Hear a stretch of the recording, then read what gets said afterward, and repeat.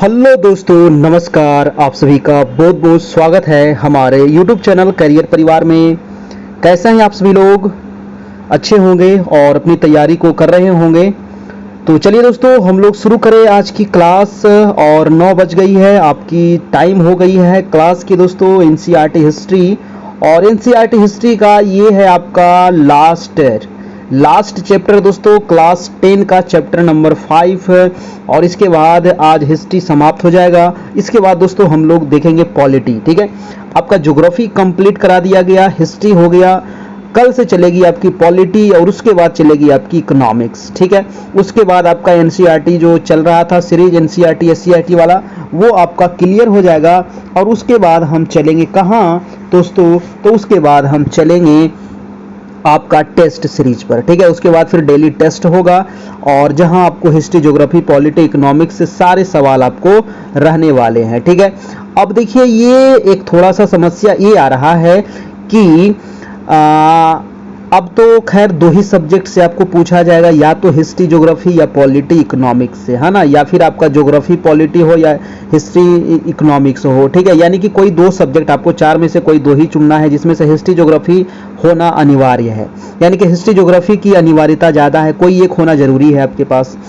और बहुत सारे बच्चे हिस्ट्री ज्योग्राफी भी लेंगे, और तो इसीलिए अब देखिए पहले इसको समाप्त कर लेते हैं, उसके बाद फिर आप सभी से डिस्कशन किया जाएगा कि किस अनुसार से आगे की तैयारी होनी चाहिए, किस प्रकार से चलनी चाहिए। ठीक है, तो ये सामाजिक विज्ञान के जितने भी बच्चे हैं सभी लोग दौड़ करके आ जाइए। ये शुरू होने वाली है आपकी NCERT चैप्टर नंबर 5 और ये आपका लास्ट चैप्टर है। डेली आपकी जो टेस्ट हो रही है वो रात में 9 PM से हो रही है।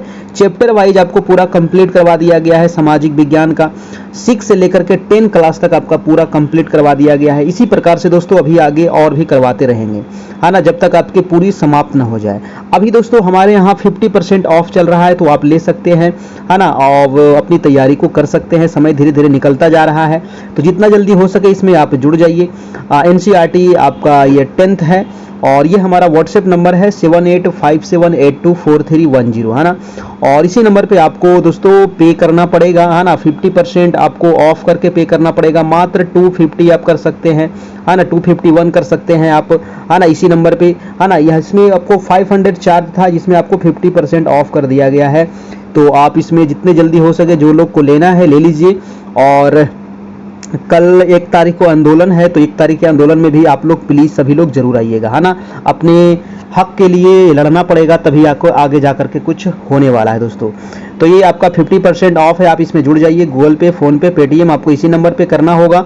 और उसके बाद आपको जो भी पे करेंगे तो स्क्रीनशॉट भेज देंगे अपने व्हाट्सएप पर, ताकि आपको जोड़ा जा सके और आपको सारे मटेरियल फिर प्रोवाइड करा दिया जाएगा। तो आज का चैप्टर है चैप्टर नंबर 5, मुद्रण, संस्कृति और आधुनिक दुनिया, है ना। तो मुद्रण से संबंधित, पुस्तकों से संबंधित कुछ यहाँ पर सवाल देखेंगे मुद्रण से संबंधित। तो चलिए दोस्तों शुरू करते हैं आज की क्लास। तो आज की क्लास का देखिए पहला सवाल क्या है, चलिए फटाफट आ जाइए जी। एक बार वीडियो को लाइक कर देना है मेरे प्यारे भाइयों जल्दी से। पहला सवाल कह रहा है कि एक पैसिया मैगजीन किस देश में प्रकाशित हुआ था? क्या ये सवाल आज तक पढ़े थे आप? एक पैसिया मैगजीन, बताइए दोस्तों, एक पैसिया मैगजीन किस देश में प्रकाशित हुआ था? फ्रांस, जर्मनी, इंग्लैंड या फिर रूस में? फटाफट जवाब दीजिए। एक पैसिया मैगजीन किस देश में प्रकाशित हुआ था? हाँ ना, 9 बजे से आपकी डेली चलती है क्लास, तो 9 बजे से फटाफट आ जाना है। वीडियो को लाइक कर देना है और चैनल पर नए हैं तो सब्सक्राइब भी कर लेना है दोस्तों। तो ये एक पैसिया मैगजीन चला था दोस्तों सबसे पहले दोस्तों। तो ये चला था आपका कहाँ? तो इंग्लैंड में, है ना। किस देश में प्रकाशित हुआ था जी? इंग्लैंड में। ऑप्शन नंबर आपका सी बिल्कुल सही जवाब हो जाएगा, है ना। तो आप सी टिक कर लीजिएगा, ऑप्शन नंबर सी आपका। चलते हैं, अगला प्रश्न है दोस्तों आपका दूसरा नंबर की, मुद्रण तकनीक सबसे पहले कहाँ विकसित हुई थी? बताइए दोस्तों, मुद्रण तकनीक जो थी ये सबसे पहले कहाँ विकसित हुई थी? क्या होगा इसका आंसर, है ना। मुद्रण तकनीक सबसे पहले कहाँ विकसित हुई? भारत, चीन, फ्रांस, यूरोप। तो मुद्रण के लिए जाना जाता है दोस्तों आपका चाइना वाले, है ना।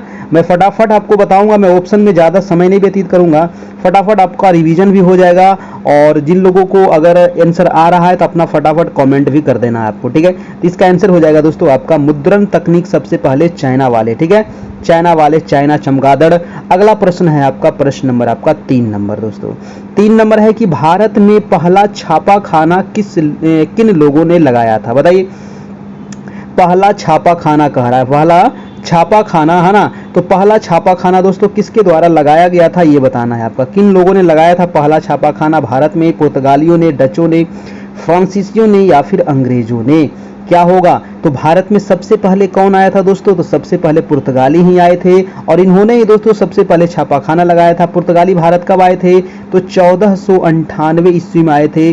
कहाँ पर आए थे जी? तो ये आए थे दोस्तों आपका केरल, है ना। ये है केरल। तो केरल का जो तट है, एक तट का नाम है कालीकट, ठीक है। तो कालीकट तट पे आए थे दोस्तों केरल के कालीकट तट पे 1498 ईस्वी में, है ना। पुर्तगाली आए थे वास्को डी गामा, याद रखिएगा, ठीक है। अगला प्रश्न है आपका प्रश्न नंबर 4 नंबर।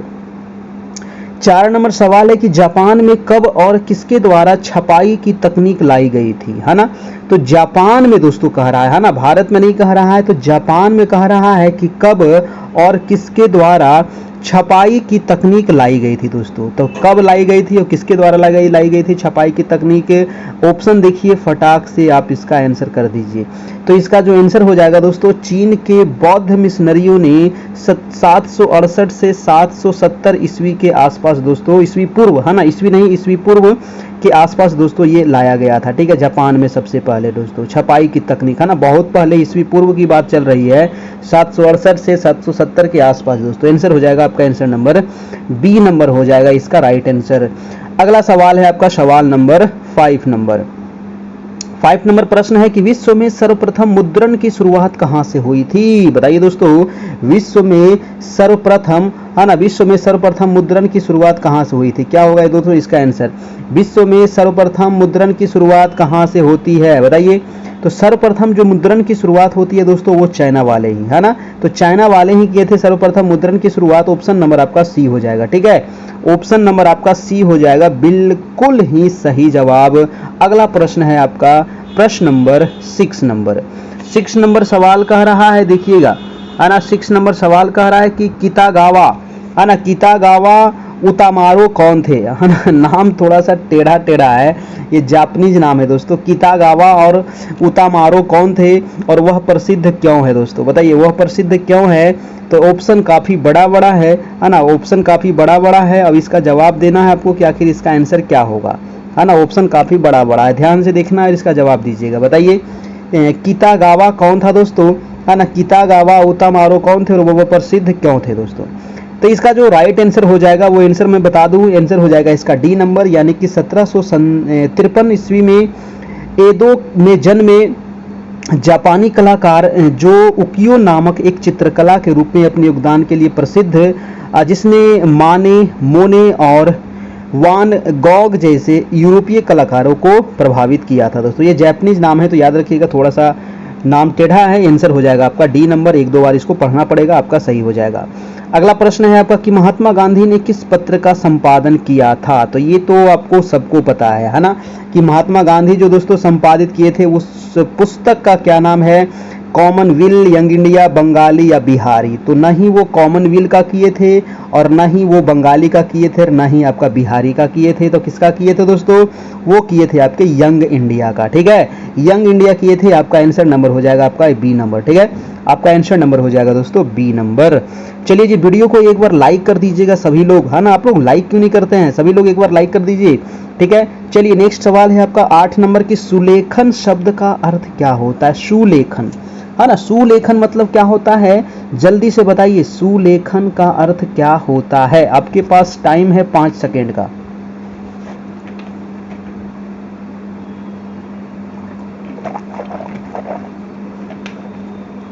देखिए सुलेखन का अर्थ होता है दोस्तों सुंदर और शैलीबद्ध लेखन की कला, है ना। सुलेखन का मतलब क्या होता है?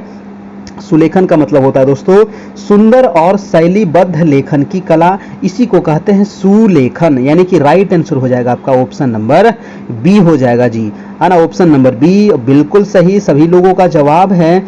फटाफट आप लोग अपना फटाफट कमेंट करते चलिए। छपाई सबसे पहले किस देश में आरंभ हुई थी? छपाई जो दोस्तों सबसे पहले आरंभ हुई थी वो किस देश में आरंभ हुई थी? छपाई, है ना। तो चाइना में सबसे पहले आरंभ हुई थी छपाई। ऑप्शन नंबर हो जाएगा आपका ऑप्शन नंबर ए हो जाएगा दोस्तों, है ना। छपाई सबसे पहले चीन में हुई थी। नेक्स्ट प्रश्न है आपका प्रश्न नंबर 10 नंबर सवाल है कि पांडुलिपियों का उत्पादन यूरोप में संभव हो गया। बताइए कि पांडुलिपियों का उत्पादन यूरोप में संभव हो गया, क्यों संभव हो गया पांडुलिपियों का उत्पादन यूरोप में दोस्तों? तो ऑप्शन है कि यूरोपीय लोगों ने कागज की खोज की। अगला है कि रेशम और मसालों की तरह ही कागज अरब दुनिया से होते हुए यूरोप पहुंचा। सी नंबर है कि चीनी कागज रेशम और मसालों की तरह रेशम मार्ग से 11वीं शताब्दी में यूरोप पहुंचा। और डी नंबर है आपका उपयुक्त सभी। तो पांडुलिपियों का उत्पादन यूरोप में संभव इसलिए हो गया क्योंकि चीनी कागज चीनी मतलब चाइनीज दोस्तों, है ना, चाइनीज यहाँ पर लिखना चाहिए, है ना। तो चीनी का मतलब वो चीनी वाला खाने वाला चीनी मत समझ जाइएगा, है ना, और शक्कर मत समझ जाइएगा, ये चीनी मतलब चाइना वाले, ठीक है। तो चीनी कागज रेशम और मसालों की तरह रेशम मार्ग से 11वीं शताब्दी में दोस्तों यूरोप में पहुंचा। आपका आंसर हो जाएगा आपका सी नंबर हो जाएगा, आपका ऑप्शन नंबर सी बिल्कुल सही जवाब हो जाएगा। अगला है कि छापाखाना का आविष्कार किसने किया था? वेरी वेरी इंपॉर्टेंट सवाल है कि छापाखाना का आविष्कार किसने किया था? क्या होगा? गुटेनबर्ग या फिर कैक्सटन या फिर एमओ हो या फिर इनमें से कोई नहीं। जो जवाब देंगे उसको एक रसगुल्ला फ्री में मिलेगा। बताइए छापाखाना का आविष्कार किसने किया था? तो छापाखाना का आविष्कार किया गया था दोस्तों आपको गुटेनबर्ग के द्वारा, ठीक है, गुटेनबर्ग के द्वारा। ऑप्शन नंबर हो जाएगा आपका ऑप्शन नंबर ए हो जाएगा बिल्कुल सही जवाब, ठीक है। चलिए नेक्स्ट प्रश्न है आपका प्रश्न नंबर की कंपोजिट शब्द का अर्थ क्या होता है दोस्तों? बताइए कंपोजिट शब्द का अर्थ क्या होता है? एक व्यक्ति जो कविताओं की रचना करता है या फिर एक व्यक्ति जो एक नाटक के रूप में गीत और गीत तैयार करता है। सी नंबर है संगीत की रचना करने वाला व्यक्ति, या फिर आपका डी नंबर है कि एक व्यक्ति जो मुद्रण के लिए पाठ की रचना करता है। तो कंपोजिट का मतलब क्या होता है जल्दी से बताइए। कंपोजिट का मतलब होता है दोस्तों एक व्यक्ति, है ना, एक व्यक्ति जो मुद्रण के लिए पाठ की रचना करता है उसी को कहा जाता है कंपोजिट करना, यानी कि डी नंबर ऑप्शन यहाँ से ठीक हो जाएगा बिल्कुल। अगला प्रश्न है कि निम्न में से गुलामगिरी के लेखक। तो गुलामगिरी तो आप लोग हजारों बार पढ़े होंगे ना दोस्तों। गुलामगिरी तो कितने बार एग्जाम में पूछा गया सवाल है कि गुलामगिरी के लेखक कौन है ना। गुलामगिरी के लेखक कौन है जल्दी से बताइए दोस्तों। गुलामगिरी के लेखक कौन है जी हाँ बिल्कुल सही जवाब आ रहा है ज्योतिबा फुल्ले, है ना, ज्योतिबा फुल्ले हो जाएगा आपका गुलामगिरी। ऑप्शन नंबर आपका सी हो जाएगा ज्योतिबा फुले बिल्कुल ही सही जवाब। अगला प्रश्न है आपका 14 नंबर प्रश्न है कि 18वीं शताब्दी के अंत में यूरोपीय देशों में पढ़ने का जुनून पैदा हो गया, क्यों? 18वीं शताब्दी में दोस्तों यूरोपीय देशों में दोस्तों पढ़ने का जुनून क्यों पैदा हो गया, है ना, पढ़ने का जुनून क्यों पैदा हो गया दोस्तों 18वीं शताब्दी में यूरोपीय देशों में? तो इसका आंसर क्या होगा? ऑप्शन को फटाफट पढ़िए और इसका जवाब दीजिए, है ना, इसका आंसर क्या होगा? ऑप्शन ए कह रहा है कि लोग किताबें पढ़ना चाहते थे और प्रिंटर्स ने उन्हें बढ़ती संख्या पैदा किया। बी है कि चर्च ने किसानों और गरीबों में साक्षरता बढ़ाने के लिए गांवों में स्कूल स्थापित किए। सी है कि यूरोप में साक्षरता दर 60 से 30% हो गई। और डी नंबर है कि पढ़ने की सामग्री में विविधता थी इसलिए पढ़ना लोकप्रिय हो गया। देखिए राइट आंसर जो हो जाएगा आपका बी नंबर हो जाएगा दोस्तों, है ना। 18वीं शताब्दी के अंत में यूरोपीय देशों में पढ़ने का जुनून जो पैदा हो गया, यानी कि चर्च ने किसानों और गरीबों में साक्षरता बढ़ाने के लिए दोस्तों गाँव में स्कूल स्थापित किए। आंसर हो जाएगा आपका आंसर नंबर आपका बी हो जाएगा। अगला प्रश्न है आपके कि वर्नाक्यूलर प्रेस एक्ट किस गवर्नर जनरल के समय पारित किया गया? बताइए बहुत ही इंपॉर्टेंट सवाल है ना, वेरी वेरी इंपॉर्टेंट सवाल है कि वर्नाक्यूलर प्रेस एक्ट किस गवर्नर जनरल के समय पारित हुआ था? तो बता दूं मैं इसका आंसर क्या होगा दोस्तों, बताइए लॉर्ड लिट्टन। जी हाँ दोस्तों लॉर्ड लिट्टन ऑप्शन नंबर हो जाएगा आपका vernacular press act lord Lytton. C number आपका आंसर हो जाएगा और सी बहुत सारे लोगों का आंसर आ रहा है। अगला सवाल है आपका कि प्रोटेस्टेंट सुधार था दोस्तों, बताइए प्रोटेस्टेंट सुधार था ये किस प्रकार का सुधार था? ऑप्शन ए कह रहा है कि यूरोप में कैथोलिक चर्च में सुधार के लिए 16वीं शताब्दी का आंदोलन प्रोटेस्टेंट था, या रोम के अधिकारों को चुनौती था, या फिर आपका सी नंबर है दोस्तों मार्टिन लूथर द्वारा एक नया धर्म शुरू किया गया था, या डी नंबर है कि एक आंदोलन जिसने कैथोलिक ईसाई विरोध शुरू किया। देखिए प्रोटेस्टेड जो ये था दोस्तों, सुधार था, ऑप्शन नंबर ए आपका यहाँ पर सही हो जाएगा। यानी कि रोम में कैथोलिक चर्च में सुधार के लिए 16वीं शताब्दी में आंदोलन हुए थे, यानी कि राइट आंसर हो जाएगा आपका ऑप्शन नंबर ए हो जाएगा दोस्तों, है ना। चलिए अगला प्रश्न है कि पिकनिक पेपर्स उपन्यास किसने लिखा था। देखिए आज तो ये एनसीईआरटी ये कंप्लीट हो जाएगा, लेकिन ऐसा मत समझिए कि एक आपका खत्म हो गया, है ना। अभी खत्म नहीं हुआ है, अभी जंग जारी है और जंग जारी रहेगी जब तक एग्जाम ना हो जाएगी, ठीक है। जब तक आपकी जंग जारी रहेगी दोस्तों, है ना, तो आप लोग टेंशन नहीं लेना है, ठीक है। ये खत्म हो गया, इसका मतलब देखिए ज्योग्राफी समाप्त हो गया, लेकिन ज्योग्राफी का सवाल अभी और भी हम आप लोग को ज्योग्राफी का टेस्ट करवाने वाले हैं, ठीक है। बस एक बार इसको समाप्त होने दीजिए सभी को चैप्टर वाइज, और उसके बाद फिर आपका सभी को सम्मिलित रूप से फिर टेस्ट हम लेंगे। तो प्रश्न है 17 नंबर की, पिकविक पेपर्स उपन्यास किसने लिखा था। बताइए पिकविक पेपर्स उपन्यास किसने लिखा था। संघर्ष करते रहना है जब तक सफलता न मिल जाए, है ना। जब तक सफलता न मिल जाए तब तक संघर्ष दोस्तों जारी होनी चाहिए, ठीक है। इसका आंसर हो जाएगा आपका चार्ल्स डिकेंस, ऑप्शन नंबर आपका डी हो जाएगा, ठीक है। चार्ल्स डिकेंस हो जाएगा। अगला सवाल है आपका कि प्रिंटर और प्रकाशकों ने अपने उत्पादों को बेचने के लिए नई तकनीक विकसित की, निम्नलिखित में से 20वीं शताब्दी के नवाचार कौन सा नहीं है। बताइए प्रश्न बहुत सा बड़ा है और इसका आंसर आपको बताना है, आप लोग जल्दी से इसका जवाब दीजिए।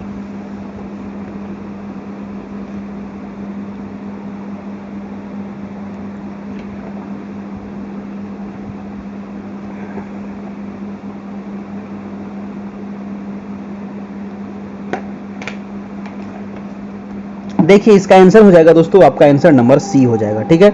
आंसर नंबर इसका सी हो जाएगा, यानी कि महत्वपूर्ण उपन्यासों को क्रमबद्ध किया गया, जिससे उपन्यास लिखने का एक नया तरीका सामने आया। ये नवाचार नहीं था, है ना, क्योंकि नहीं हमसे पूछ रहा था, ठीक है। तो ये वाला नवाचार नहीं था, ऑप्शन नंबर आपका सी हो जाएगा आपका, बिल्कुल ठीक बात है, ठीक है। चलिए अगला प्रश्न है आपका 19 नंबर की, मुद्रण की सबसे पहली तकनीक किन राष्ट्रों में अपनाई गई थी। बताइए मुद्रण की सबसे पहली तकनीक है किन 3 राष्ट्रों में अपनाई गई थी, है ना। वो 3 राष्ट्र बताना है मुद्रण की पहली तकनीक। देखिए मुद्रण जो हुआ था सबसे पहले दोस्तों हुआ था चाइना में, मैंने बताया था आपको, चाइना और कोरिया और आपका जापान, ठीक है। चाइना, कोरिया और जापान हो जाएगा आपका ये मुद्रण के तकनीक आपका, ठीक है। ऑप्शन नंबर ए हो जाएगा आपका मुद्रण वाला। अगला प्रश्न है आपका प्रश्न नंबर 20 नंबर सवाल कह रहा है दोस्तों कि आपका 18वीं शताब्दी के अंत में नए दशकों को लक्षित करने वाले लोकप्रिय साहित्य के नए रूप कौन से थे दोस्तों। तो 18वीं शताब्दी में, है ना, 18वीं शताब्दी के अंत में नए दशकों को लक्षित करने वाले लोकप्रिय साहित्य, है ना, लोकप्रिय साहित्य दोस्तों कौन थे ये आपको बताना है। बताइए लोकप्रिय साहित्य कौन थे, क्या होगा। मनोरंजन के लिए रोमांस, या फिर आपका इतिहास, या आपका पंचांग, या फिर गताकित लोकप्रिय, या फिर वर्तमान मामलों को मनोरंजन के साथ जोड़ने वाले, ये हो जाएगा, या फिर आपका सी होगा, या फिर आपका डी होगा। क्या होगा दोस्तों, ए होगा, बी होगा, सी होगा, डी होगा, क्या होगा राइट आंसर, जल्दी बताइए, है ना, जल्दी बताइए इसका आंसर क्या होगा। देखिए इसका आंसर हो जाएगा आपका उपयुक्त सभी, है ना। इसका जो आंसर हो जाएगा वो आंसर हो जाएगा दोस्तों आपका उपयुक्त सभी हो जाएगा, यानी कि डी नंबर हो जाएगा, ठीक है। यानी कि डी नंबर आप इसको टिक कर लेना है, ठीक है। डी नंबर इसको आप टिक कर लेना है, उपयुक्त सभी। अगला सवाल है कि जापान की सबसे पुरानी पुस्तक डायमंड सूत्र कब छपी थी। बताइए जापान का सबसे पुरानी पुस्तक, है ना, जापान का सबसे पुरानी पुस्तक डायमंड दोस्तों कब छपा था ये आपको बताना है। तो डायमंड छपा था आपका 8, है ना, कब छपा था जी, तो 868, ठीक है, याद रखिएगा 868, है ना, 868 ईस्वी में छपा था आपका, ठीक है, डायमंड। ऑप्शन नंबर आपका हो जाएगा सी नंबर, है ना, ऑप्शन नंबर आपका सी है। अगला सवाल है आपका सवाल नंबर 22 नंबर प्रश्न कह रहा है कि बच्चों के इतिहास के लिए, बच्चों के साहित्य के लिए, इतिहास नहीं साहित्य के लिए जर्मनी के ग्रिम बंधुओं का योगदान था। बताइए बच्चों के साहित्य के लिए जर्मनी के ग्रिम बंधुओं का योगदान था कि 1812 में एक संग्रह के रूप में किसानों को एकत्र किए गए पारंपरिक लोक कथाओं को संकलित करने और उन्हें प्रकाशित करने पर खर्च में वर्षों लगाना, ठीक है। आंसर हो जाएगा आपका आंसर नंबर बी नंबर आपका इसका आंसर हो जाएगा, ठीक है। चलिए बच्चों के साहित्य के लिए जर्मनी के ग्रीम बंधुओं का योगदान था कि 1812 में एक संग्रह के रूप में किसानों को एकत्र किए गए पारंपरिक लोक कथाओं को संकलित करने, उन्हें प्रकाशित करने पर खर्च में वर्षों लगना। ठीक है, अगला प्रश्न है आपका प्रश्न नंबर 19 नंबर है कि 19वीं शताब्दी में इंग्लैंड में किराए पर पुस्तकालयों की भूमिका क्या थी दोस्तों, है ना, बताइए। 19वीं शताब्दी में इंग्लैंड में किराए पर पुस्तकालयों की भूमिका थी, तो कौन सी भूमिका थी? तो ऑप्शन आप देखिएगा, ए है कामकाजी वर्ग के लोगों के बीच पढ़ने को बढ़ावा देना, या बी है कि सफेद पोश श्रमिकों, कारीगरों और निम्न मध्यम वर्ग के लोगों को शिक्षित करना, या आपका सी है कि आत्म सुधार या आत्म अभिव्यक्ति को प्रोत्साहित करना और श्रमिक वर्ग को आत्मकथा लिखने के लिए प्रोत्साहित करना। ठीक है, देखिए ये चैप्टर तो खैर ज्यादा इंपॉर्टेंट आपके व्यूज से नहीं है ना, चैप्टर ये जो है ये ज्यादा इंपॉर्टेंट नहीं है, लेकिन अब इंपॉर्टेंट रहे या ना रहे, लेकिन हमारा काम है कराना, पढ़ाना, तो मैं इसको करवा देता हूं जो भी महत्वपूर्ण सवाल बनते थे आपका। ठीक है, इसका जो आंसर हो जाएगा डी नंबर हो जाएगा, बी और सी। ठीक है, तो ऑप्शन नंबर बी देख ले और ऑप्शन नंबर सी हो जाएगा इसका राइट आंसर। अगला प्रश्न है दोस्तों आपका 24 नंबर, है ना, यहां से ज्यादा सवाल नहीं आएगा, 1-2 सवाल आएगा तो आएगा, अन्यथा इससे ज्यादा नहीं आने वाला। ठीक है, ये कुछ ज्यादा इंपॉर्टेंट नहीं था, है ना। आपका जो स्टार्टिंग वाला जो 2-3 चैप्टर है ना 9 क्लास का, है ना, फ्रांस की क्रांति, रूस की क्रांति, ठीक है, वो वाला ज्यादा इंपॉर्टेंट है, और 10 क्लास का भी जो स्टार्टिंग में 1-2 है आपका यूरोप में राष्ट्रवाद वगैरह, वो ज्यादा इंपॉर्टेंट है, वहां से सवाल आपको ज्यादा बनता है एग्जाम में। ठीक है, चलिए, और आपको पढ़ना है तो पढ़ा देता हूँ। गीत गोविंद की रचना किसने किया था दोस्तों? तो आपको सबको पता है, गीत गोविंद जो किए थे वो जयदेव किए थे, है ना, जयदेव जयदेव जयदेव, ऑप्शन नंबर आपका सी नंबर हो जाएगा। अगला प्रश्न है आपका कि बंगाल गजट, है ना, बंगाल गजट दोस्तों क्या था? तो बंगाल गजट जो था आपको पता है कि बंगाल गजट जो था ये जेम्स हिक्की के द्वारा संपादित किया गया था, एक समाचार पत्र था, 1780 ईस्वी में प्रकाशित किया गया था, आंसर हो जाएगा बी नंबर, यानी कि जेम्स हिक्की के द्वारा संपादित एक साप्ताहिक अंग्रेजी पत्रिका था, क्या? तो बंगाल गजट। ये बहुत इंपॉर्टेंट सवाल है ना, बहुत ज्यादा इंपॉर्टेंट है, अगर पूछेगा तो यही सवाल पूछ सकता है। कह रहा है कि जिसे सभी के लिए एक वाणिज्यिक पत्र के रूप में वर्णित किया गया जो किसी से प्रभावित नहीं था। ने कब प्रकाशित हुआ था? 1780 में, किसके द्वारा? तो जेम्स हिक्की के द्वारा, है ना, और एक साप्ताहिक पत्रिका था और ये अंग्रेजी पत्रिका था दोस्तों। ठीक है, याद रखिएगा किसके द्वारा? जेम्स हिक्की के द्वारा। अगला सवाल है आपका 16वां नंबर, आपका 26वां नंबर कि 16वीं सदी में यूरोप के बाजार में कितनी मुद्रित किताबें आई थी? तो 16वीं सदी में दोस्तों यूरोप के बाजार में कितनी मुद्रित किताबें आई थी? तो 20 करोड़ मुद्रित किताबें आई थी दोस्तों, है ना, 20 करोड़ हो जाएगा आपका आंसर नंबर, आपका डी नंबर हो जाएगा। ठीक है, ऑप्शन नंबर आपका डी हो जाएगा आपका बिल्कुल सही। अगला प्रश्न है आपका 27 नंबर, गुलामगिरी, है ना, गुलामगिरी में जाति व्यवस्था के अन्याय के बारे में किसने लिखा था? देखिए गुलामगिरी जो पुस्तक था इसमें जाति व्यवस्था के अन्याय के बारे में किसने लिखा था दोस्तों? राजा राम मोहन राय, ज्योतिबा फुल्ले, बाल गंगाधर तिलक या फिर बंकिम चंद्र। तो गुलामगिरी ज्योतिबा फुल्ले हो जाएगा दोस्तों, आपका किसने लिखा था? ज्योतिबा फुले ने हो जाएगा आपका, ऑप्शन नंबर आपका बी हो जाएगा आपका बिल्कुल सही जवाब, ज्योतिबा फुले। पत्रिकाओं का प्रकाशन किस सदी में शुरू हुआ था दोस्तों? बताइए, पत्रिकाओं का प्रकाशन किस सदी में शुरू हुआ? 15वीं या फिर 17वीं या 18वीं या फिर 19वीं? तो इसकी जो शुरुआत होती है वो 18वीं शताब्दी में होती है। ठीक है, 18वीं शताब्दी याद रखना है, ऑप्शन नंबर आपका सी हो जाएगा, पत्रिकाओं का प्रकाशन। अगला प्रश्न है आपका 29 नंबर की प्रिंटिंग प्रेस को भारत में सबसे पहले किसके द्वारा शुरू किया गया था? बहुत ही इंपॉर्टेंट सवाल है, भारत से संबंधित है, प्रिंटिंग प्रेस से संबंधित है। तो भारत में जो शुरुआत किया गया था भाइयों क्या होगा जी? तो ये शुरुआत किया गया था पुर्तगाली मिशनरी के द्वारा। ठीक है, पुर्तगाली मिशनरी के द्वारा, सी नंबर आपका दोस्तों हो जाएगा मेरे प्यारे भाइयों, है ना। ये नंबर है, आपको इस नंबर पे आपको पीडीएफ नोट्स मिल जाएगा, अभी 50% ऑफ चल रहा है, तो आप इस नंबर पे कांटेक्ट करके आप ले सकते हैं फटाफट, है ना, जुड़ जाइएगा। अगला प्रश्न है आपका कि भारत में प्रकाशित होने वाला पहला साप्ताहिक पत्र, बताइए भारत में प्रकाशित होने वाला पहला साप्ताहिक पत्र कौन था? बॉम्बे समाचार, बंगाल गजट, शमसुल अकबर या फिर समाचार चंडिका? देखिए, तो भारत में प्रकाशित होने वाला जो पहला साप्ताहिक था, अभी आपको बताया गया था बंगाल गजट, जेम्स हिक्की के द्वारा 1780 ईस्वी में दोस्तों साप्ताहिक था, और ये अंग्रेजी पत्रिका था आपका, है ना, अभी ने बताया गया था। ये बिल्कुल सही जवाब है ऑप्शन नंबर बी, और बहुत ही इंपॉर्टेंट प्रश्न था। अगला प्रश्न है आपका 31 नंबर। वीडियो को एक बार लाइक कर देना है, जितने लोग में देख रहे हैं प्लीज एक बार इसको लाइक जरूर कीजिए। कारण निम्नलिखित में से कौन टोक्यो का एक प्राचीन नाम है, बताइए। टोक्यो, और टोक्यो जो है जापान की राजधानी है ना, तो टोक्यो का प्राचीन नाम दोस्तों क्या है, तो एदो नाम है ना, क्या नाम है, एदो। तो टोक्यो का प्राचीन नाम क्या है, एदो, एदो, एदो, ऑप्शन नंबर सी हो जाएगा आपका, ठीक है। चलिए अगला प्रश्न है आपका 32 नंबर कि प्रोटेस्टेंट सुधार के लिए कौन सा धार्मिक सुधार जिम्मेदार था दोस्तों। प्रोटेस्टेंट सुधार के लिए कौन सा धार्मिक सुधार जिम्मेदार था दोस्तों, तो आंसर क्या होगा, जल्दी से बताइए। मार्टिन लूथर, जॉर्ज इलियट, या फिर मैक्सिम गोर्की, या फिर मार्टिन लूथर किंग।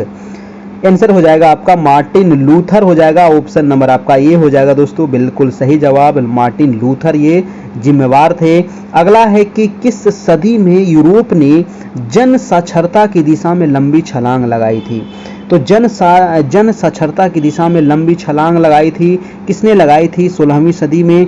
किस सदी में दोस्तों यूरोप ने जन साक्षरता की दिशा में लंबी छलांग लगाई, है ना, 16वीं, 17वीं, 18वीं, 19वीं, तो आंसर हो जाएगा 19वीं शताब्दी में, है ना, 19वीं शताब्दी हो जाएगा दोस्तों, सी डी नंबर आपका बिल्कुल सही जवाब। अगला है कि 1878 के वर्नाक्यूलर प्रेस एक्ट को प्रतिरूपित किया गया था, बहुत इंपॉर्टेंट सवाल है। 1878 के वर्नाक्यूलर प्रेस एक्ट को प्रतिरूपित किया गया था किसके द्वारा, तो आयरिश प्रेस कानून के द्वारा, है ना, आयरिश प्रेस कानून के द्वारा, ऑप्शन नंबर हो जाएगा दोस्तों आपका ये नंबर आपका बिल्कुल सही हो जाएगा, आयरिश प्रेस कानून के द्वारा। अगला प्रश्न है आपका 35 नंबर। 35 नंबर है कि दो फारसी अखबार जाम ए जहानामा और शमसुल अखबार प्रकाशित हुए थे, कब हुए थे, दो फारसी अखबार थे, है ना, दो फारसी अखबार थे दोस्तों, है ना, जाम ए जहानामा और शमसुल अखबार, ये कब प्रकाशित हुए थे, ये हुए थे प्रकाशित आपका 1897 में, ठीक है जी, 1897 में हुआ था, ऑप्शन नंबर सी हो जाएगा।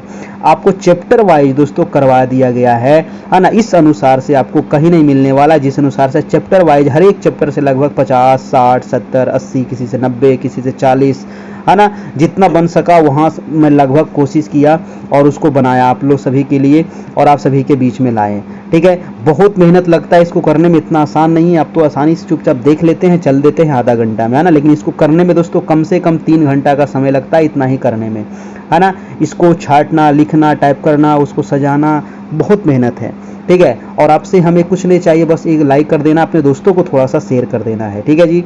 चलिए प्रश्न है कि निम्नलिखित में से कौन एक प्रबुद्ध विचारक है जिसके लेखन के बारे में कहा जाता है कि उसने फ्रांस में एक क्रांति के लिए स्थितियां बनाई थी, बताइए वो कौन था, एक प्रसिद्ध विचारक जिसके लेखन के बारे में कहा जाता है कि उसने फ्रांस में क्रांति के लिए स्थितियां बनाई थी दोस्तों, वो कौन था, वो था भाई साहब रूसो, है ना, वो कोई और नहीं था, वो था कौन, रूसो हो जाएगा आपका, ऑप्शन नंबर बी हो जाएगा, ठीक है, ऑप्शन नंबर बी हो जाएगा।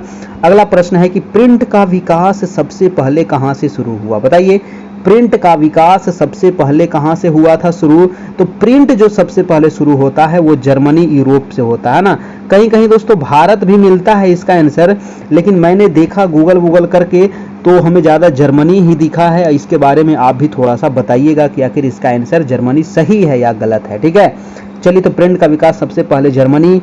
अगला सवाल है आपका कि जापान की सबसे पुरानी मुद्रित पुस्तक का नाम चुने, बताइए जापान की सबसे पुरानी मुद्रित पुस्तक का नाम क्या होगा, डायमंड सूत्र या बाइबिल या फिर उकियाको या फिर कुरान, क्या होगा दोस्तों, तो जापान का सबसे पुरानी मुद्रित जो हो जाएगा वो हो जाएगा डायमंड सूत्र, है ना, वो हो जाएगा डायमंड सूत्र, ऑप्शन नंबर ए हो जाएगा आपका, ठीक है, ऑप्शन नंबर ए हो जाएगा डायमंड सूत्र। नेक्स्ट है कि किस देश में सबसे पहले प्रिंट तकनीक विकसित की गई थी, देखिए वो 3 देश मैंने आपको बताया था कि प्रिंट तकनीक जो सबसे पहले शुरू की गई थी, 3 देश कौन था आपका, चाइना था, जापान था और कोरिया था, तो यहाँ भी आपका आंसर जो हो जाएगा वो सी नंबर ही हो जाएगा, प्रिंट तकनीक सबसे पहले चीन, जापान और कोरिया, ठीक है। चलिए अगला प्रश्न है आपका कि निम्न में से कौन रास सुंदरी देवी की आत्मकथा है। बताइए दोस्तों, निम्न में से कौन रास सुंदरी देवी की आत्मकथा है। बहुत इंपॉर्टेंट सवाल है, बताना है। ऑप्शन है दोस्तों अमार जीवन, अमार ज्योति, अमार जवान, अमार जिंदगी। तो रास सुंदरी देवी की है अमार जवान दोस्तों, है ना। अमार जवान ऑप्शन नंबर हो जाएगा सी नंबर आपका, ठीक है। ऑप्शन नंबर क्या हो जाएगा, सी नंबर। अगला है कि चीन में किताबें कैसे छपी दोस्तों। बताइए चीन में किताबें कैसे छपी, क्योंकि सबसे पहले दोस्तों आपका जो कागज का आविष्कार हुआ था वो चाइना में ही हुआ था ना। चीन में ही दोस्तों कागज का आविष्कार होता है सबसे पहले, ठीक है। चीन वाले ही सबसे पहले कागज का आविष्कार किए थे। ये क्वेश्चन कई बार आया है, ठीक है। तो चीन में किताबें आखिर कैसे छपी, तो आंसर हो जाएगा मशीन की छपाई से, ठीक है। मशीन की छपाई से छपी थी, ऑप्शन आपका सी नंबर हो जाएगा, ठीक है। मशीन की छपाई से। अगला प्रश्न है आपका कि चीन में किताबें कैसे बंधी थी। देखिए चीन में जो किताब बंधा हुआ था वो कैसे बंधा हुआ था, तो चीन में था दोस्तों आपका कि गोंद के साथ एक साथ सील था, या फिर मशीन बाउंड था, या फिर मुड़ा हुआ था, या फिर बाध्य नहीं थे। इसका जो आंसर हो जाएगा आपका आंसर नंबर सी हो जाएगा, यानी कि मुड़ा हुआ और बगल में सिला हुआ था आपका, ठीक है ना। चीन में किताबें इस प्रकार से बंधी हुई थी, ऐसा साक्ष्य मिला है ना। आंसर नंबर सी हो जाएगा। तो चलिए इतना ही कुछ महत्वपूर्ण प्रश्न थे, और आगे भी इस चैप्टर से क्वेश्चन आप सभी के बीच में लाया जाएगा, है ना। दिन प्रतिदिन धीरे धीरे करके, जैसे जैसे आगे हम लोग टेस्ट बढ़ते जाएंगे, जब समाप्त हो जाएगा उसके बाद जब पूरे सम्मिलित रूप से किया जाएगा तो उसमें भी आपको यहाँ से संबंधित क्वेश्चन देखे जाएंगे, ठीक है। क्योंकि यहाँ से भी मुद्रण से भी कुछ एक आध सवाल कभी कभी पूछ लेता है, पुस्तकों से, मुद्रण से, है ना। सबसे पहले कहाँ प्रकाशित हुआ, कहाँ छपा, क्या हुआ, नहीं हुआ, ठीक है जी। जो महत्वपूर्ण सवाल थे वो सभी करवा दिया गया है। और अभी तक आप दोस्तों हमारे ग्रुप में अगर नहीं जुड़े हैं तो फटाफट इसमें आपको जुड़ जाना है। अभी 50% इसमें ऑफ चल रहा है। जो आपका 499 का चार्ज था पहले, है ना, उसमें हम ऑफ कर दिए हैं आप सभी के लिए।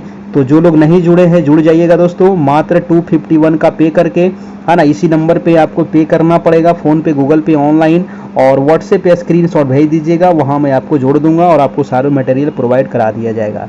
तो आज हो गया ये चैप्टर नंबर 5, और कल हम लोग देखेंगे दोस्तों आपका एनसीईआरटी पॉलिटी आपका, है ना। एनसीईआरटी पॉलिटी चलेगा।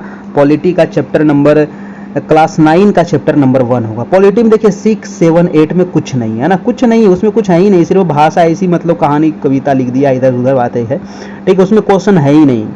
जैसे 9, 10 आपको करवा देंगे, आपको पीछे वाला सारा हो जाएगा। अगर 2-4 सवाल है भी 6, 7, 8 में ना, तो वो सारा कंप्लीट हो जाएगा आपका 9, 10 में, ठीक है। आपको उससे गड़बड़ाने की जरूरत नहीं है, बस 9, 10 करवा देंगे आपको पॉलिटी में, उससे ज़्यादा आपका नहीं होगा। और पॉलिटी हम इतना ज़्यादा करवा दिए हैं, सुबह में जो 3 बजे से क्लास होती है ना, उसमें पॉलिटी का बहुत अच्छे तरीके से करवाया जाता है ना। पॉलिटी है, हिस्ट्री है, ज्योग्राफी है, इकोनॉमिक्स है, सारे चीज़ होते हैं दोस्तों आपके 3 बजे वाले क्लास में, ठीक है। तो 3 बजे जरूर ज्वाइन करना है। 3 बजे से आपको सारा दोस्तों जितने भी सामाजिक विज्ञान समान अध्ययन हो आपके, है ना, जो 40 नंबर का पूछा जाएगा वहां से आपको पूरा क्लियर हो जाएगा, क्योंकि वो 1 to 5 सामाजिक विज्ञान के लिए, है ना, समान अध्ययन के लिए है आपका, ठीक है।